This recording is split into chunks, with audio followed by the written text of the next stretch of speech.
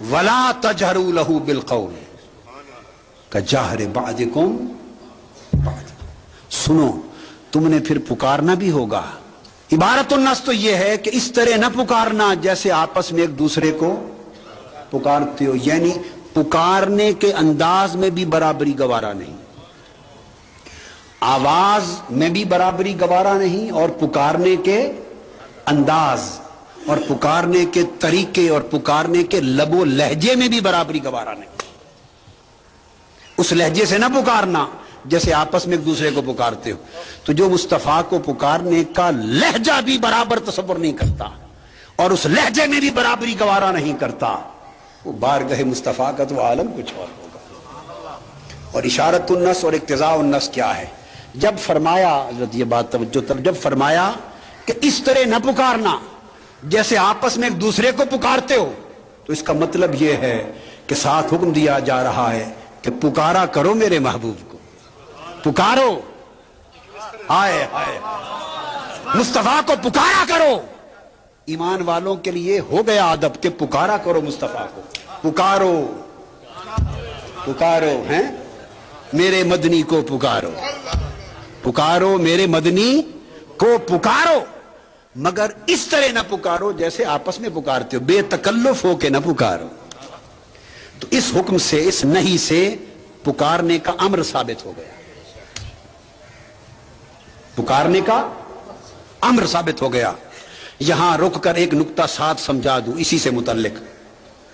یہ آیت کریمہ، اس کا حکم صرف حضور علیہ السلام کی حیات ظاہری تک تھا اور جاری و ساری تھا، یا آج بھی قرآن کی آیت کا حکم جاری و ساری ہے؟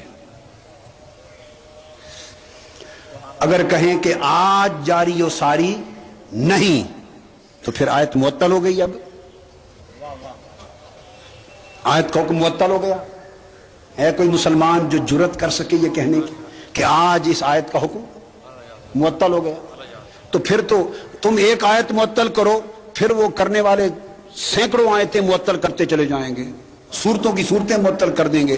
یہ بھی اس وقت کے لیے تھا، یہ بھی اس وقت کے لیے تھا، پھر پورا قرآن ہی معاذ اللہ استغفر اللہ اس وقت کے لیے تھا، پھر ہمارے وقت کے لیے بچتا ہی کچھ نہیں.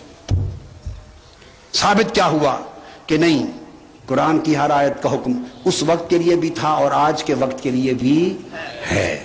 یہ بات تو طے ہو گئی. تو جب آج کے لیے بھی ہے تو اشارت النص نے کہا میرے محبوب کو پکارا کرو، میرے محبوب کو پکارا کرو. تو کیا مطلب ہوا؟ کیا مطلب ہوا؟ کہ حضور کو جیسے اس زمانے میں پکارنا جائز تھا آج بھی پکارنا جائز ہے. یہ سب کچھ ایک ہی آیت سے یوں ہی اپنے آپ ہی نکلتا جا رہا ہے. ہم نے محنت نہیں کی، ہم نے تو کسی ایک خیال سے آیت کریمہ پڑھ لی تھی، اب وہ آیت خود بخود بولتی جا رہی ہے، ہم کیا کر سکتے ہیں؟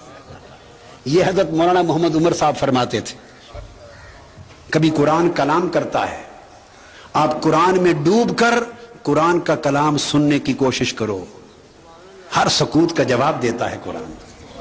تو قرآن بتا رہا ہے آج بھی پکارا کرو میرے محبوب کو، آج بھی پکارا کرو، مگر فرمایا اس لب و لہجے اور انداز سے نہیں جیسے آپس میں دوستوں یاروں کو، بھائیوں کو، اپنے جیسوں کو پکارتے ہو، نہیں. تو پکارنے کے لب و لہجے میں بھی برابری نہیں. تو آپ نے دیکھا کہ برتری کی بھی نفی جڑ کاٹ دی اور برابری کی بھی جڑ کاٹ